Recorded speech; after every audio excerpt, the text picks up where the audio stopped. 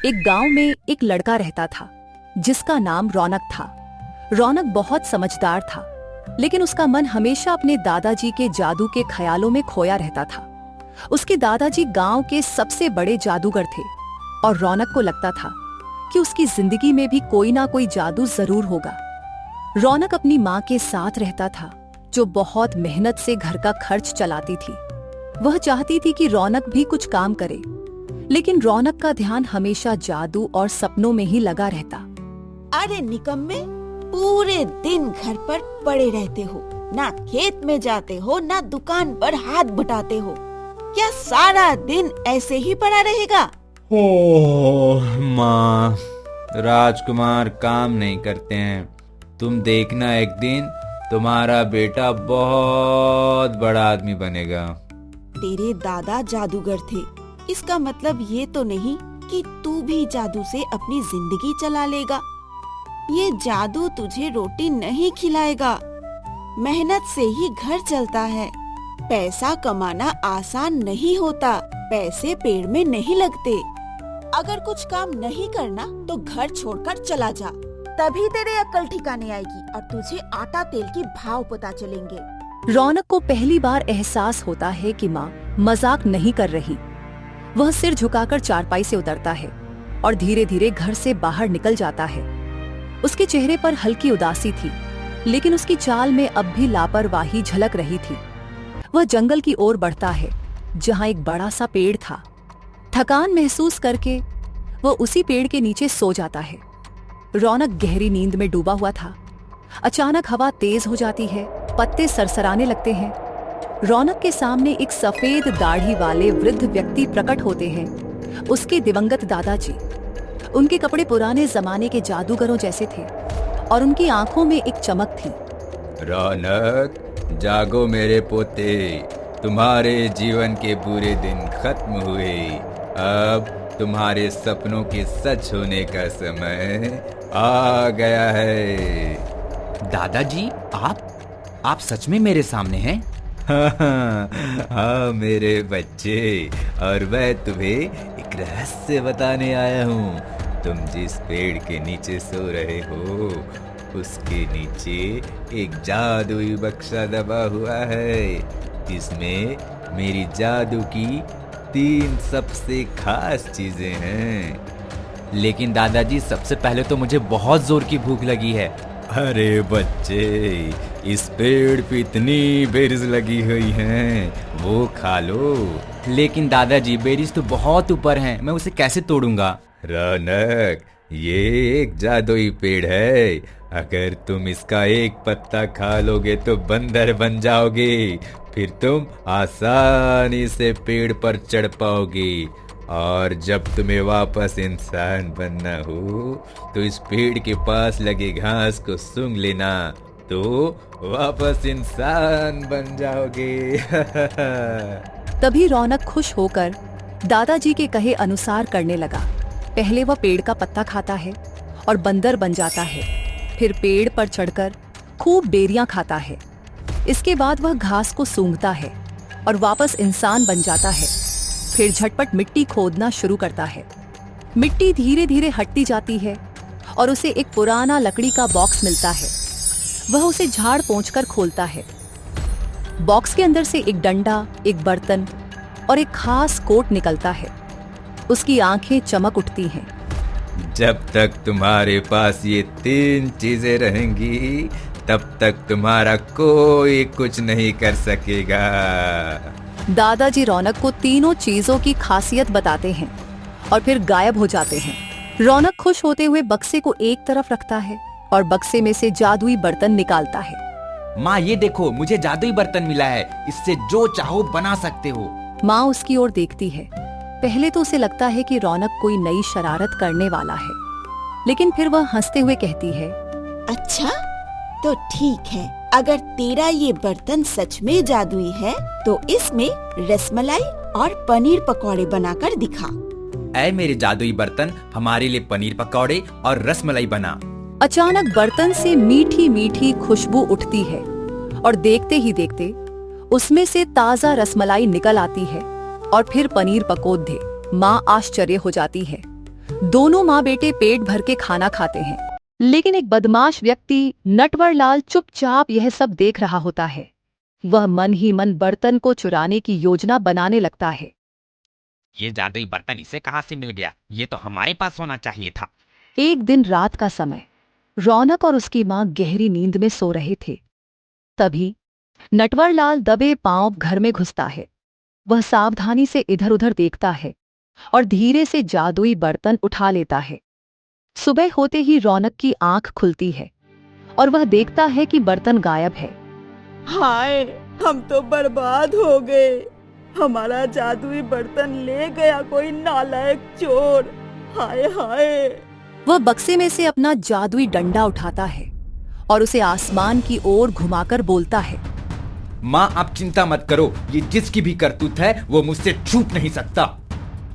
जाओ मेरे जादुई डंडे, जिसने भी मेरा बर्तन चुराया है उसे ढूंढ कर लाओ और उसे ऐसा सबक सिखाओ कि वो दोबारा चोरी करने की हिम्मत भी ना कर सके। डंडा हवा में घूमता है और नटवरलाल के घर की ओर उड़ जाता है। वहां पहुंचकर वह नटवरलाल को जोर जोर से पीटने लगता है। नटवरलाल दर्द से चिल्लाता है और जल्दी से बर्तन लौटाने की कोशिश करता है। माफ कर दो रौनक भैया, माफ कर दो। मुझसे बहुत बड़ी गलती हो गई है रौनक भैया। अब मैं कभी चोरी नहीं करूंगा। माफ कर दो रौनक भैया, माफ कर दो। नटवरलाल, तुम्हें तुम्हारे किए की सजा मिल चुकी है, लेकिन याद रहे आज के बाद तुम कभी चोरी नहीं करोगे। जान है तो जहान है भैया, अब चाहे कुछ भी हो जाए मैं कभी चोरी नहीं करूंगा। गांव वाले हंसने लगते हैं और रौनक की तारीफ करने लगते हैं। अब वह गांव में और भी प्रसिद्ध हो चुका था, लेकिन उसकी किस्मत में अभी और बड़े कारनामे लिखे थे। अगले दिन राजमहल से सैनिकों की टुकड़ी निकलती है और दरबारी राज्य में घोषणा करता है, सुनो सुनो, राजकुमारी खुशबू की सवारी आ रही है। सब अपने अपने घर में चले जाएं। जिस किसी ने भी राजकुमारी को देखने की कोशिश की उसे तुरंत मृत्यु दंड दिया जाएगा। अरे भागो भागो, राजकुमारी की सवारी आ रही है। हर कोई डरकर भाग रहा था, सिवाय एक के, रौनक। रौनक ये सब सुनता है। रौनक ने सुना था कि राजकुमारी जितनी घमंडी है उतनी सुंदर भी है, लेकिन उसने कभी राजकुमारी को देखा नहीं था। तभी उसके मन में राजकुमारी को देखने का ख्याल आता है। वो घर जाकर अपने बक्से में से जादुई कोट निकालता है, जिसे पहनते ही वह अदृश्य हो जाता है। कोट पहनते ही वह हवा में घुल जाता है और अदृश्य होकर राजकुमारी को देख लेता है और उसे पसंद करने लगता है। हे भगवान, ये कितनी सुंदर है, पर काश ये घमंडी ना होती तो कितना अच्छा होता। वो चुपके से राजकुमारी के गले का हार निकाल लेता है और उसे लेकर घर चला जाता है। रौनक अपने घर आने पर अपनी माँ को सब बताता है। माँ, तुम्हें तुम्हारी बहू मिल गई है, राजकुमारी खुशबू। मैं उससे शादी करूंगा। तेरा दिमाग खराब हो गया है क्या? वो बहुत ही घमंडी है। उसे अपने पैसे और रुतबे का घमंड है। उसमें ना ही करुणा है ना ही ममता। वो इंसान को इंसान नहीं समझती। ऐसी लड़की से कैसे शादी करेगा? आप चिंता मत करो माँ, इसका इलाज है मेरे पास। एक दिन रौनक ने राजकुमारी का घमंड तोड़ने के लिए एक योजना बनाता है। उसने अपने जादुई पत्तों का इस्तेमाल कर एक नई चाल सोची। वह चुपके से जादुई कोट पहन के महल जाता है। राजकुमारी के भोजन में एक जादुई पत्ता मिला देता है। जैसे ही राजकुमारी अपना भोजन करने बैठती है, वह बिना कुछ सोचे समझे पहला कौर खा लेती है, लेकिन अगले ही पल कुछ अजीब होने लगता है। अरे, ये मेरे हाथों को क्या हो रहा है? ये तो बंदरिया के पंजे बन रहे हैं। कुछ ही सेकंड में राजकुमारी बंदरिया में बदल जाती है। महल में कोहराम मच गया। राजा क्रोध से लाल हो गए और तुरंत सभी वैद्यों और जादूगरों को बुलवा लिया, लेकिन कोई भी राजकुमारी को पहले जैसा नहीं बना पाया। राजमहल में मातम सा माहौल था। तो क्या हमारे राज्य में कोई नहीं है जो मेरी बेटी को ठीक कर सके? मैं घोषणा करता हूँ, जो भी मेरी बेटी को सही करके देगा मैं उसे मुंह मांगा इनाम दूंगा। महाराज, अगर आप आज्ञा दें तो मैं राजकुमारी को पहले जैसे कर सकता हूँ। क्या ये सच है? लेकिन तुम ये कैसे करोगे? ये जादू तुरंत नहीं हट सकता महाराज, मुझे 10 दिन चाहिए। अगर आप मुझे 10 दिन के लिए राजकुमारी को ले जाने की आज्ञा दें तो मैं राजकुमारी को पहले जैसे कर सकता हूँ। अगर तुम ऐसा कर पाए तो जो भी मांगोगे वो मिलेगा, लेकिन अगर तुम असफल हुए तो तुम्हें दंड भी मिलेगा। आप निश्चिंत रहे महाराज, 10वें दिन राजकुमारी बिल्कुल ठीक हो जाएंगी। रौनक बंदरी राजकुमारी को लेकर अपने घर चला जाता है। रात को खाने के लिए राजकुमारी को साधारण खाना देता है, मगर बंदरी खाने से मुंह मोड़ लेती है। मैं कोई राजा नहीं हूँ, हम साधारण लोगों के घर 10 पकवान नहीं बनते हैं। जो होता है वही खाना होता है और तुम्हें भी यही खाना होगा। पहले तो बंदरी राजकुमारी नखरे करती है, लेकिन कुछ देर बाद जब भूख लगती है तो वह खाना खा लेती है। फिर रात को वह राजकुमारी के सोने के लिए जमीन पर कपड़ा बिछा देता है। बंदरी राजकुमारी बिस्तर देखकर गुस्सा करती है। राजकुमारी जी, अब आपको यहीं सोना होगा। मखमली आरामदायक बिस्तर तो राजमहल में होते हैं, यहाँ तो जमीन पर ही सोना पड़ता है। पहले तो राजकुमारी उस बिस्तर पर नहीं बैठती, पर फिर थककर मान जाती है। तब राजकुमारी को समझ आता है कि आम जनता के जीवन में कितना संघर्ष होता है। धीरे धीरे दिन निकलते जाते हैं और राजकुमारी भी आम इंसान की तरह रहना सीख जाती है और उनकी तकलीफें भी समझने लगती हैं। और 10वें दिन, राजकुमारी, मैं आपके लिए जादुई बूटी लाया हूँ। यदि आप पवित्र मन से अपनी सारी बुराइयों को छोड़ने के संकल्प के साथ इसे सूंघेंगी तो आप फिर से राजकुमारी बन जाएंगी। जैसे ही वह राजकुमारी को यह सूंघाता है, जादू काम करने लगता है। धीरे धीरे राजकुमारी का शरीर फिर से इंसानी रूप में बदलने लगता है। उसकी पूंछ गायब हो जाती है, हाथ फिर से कोमल हो जाते हैं और उसकी बड़ी चमकती आंखें वापस लौट आती हैं। रौनक राजकुमारी को लेकर राजा के महल में जाता है। अद्भुत, ये तो किसी चमत्कार से कम नहीं। अब बताओ तुम्हें क्या इनाम चाहिए? जो भी मांगो तुम्हें जरूर मिलेगा। गुस्ताखी माफ महाराज, आपने मुंह मांगा इनाम मांगने को कहा है तो आपसे राजकुमारी का हाथ मांगना चाहता हूँ। अगर राजकुमारी की भी यही इच्छा हो तो। मुझे कोई इनाम नहीं चाहिए।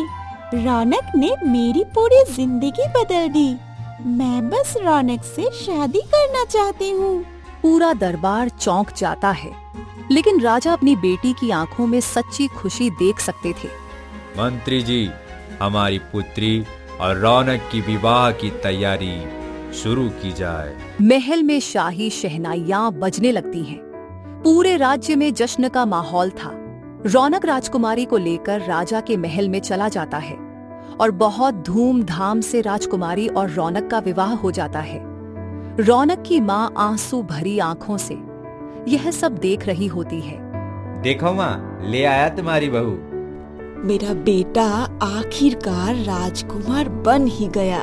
फिर रौनक भी राजकुमार बन जाता है और खुशी खुशी राजकुमारी के साथ रहने लगता है।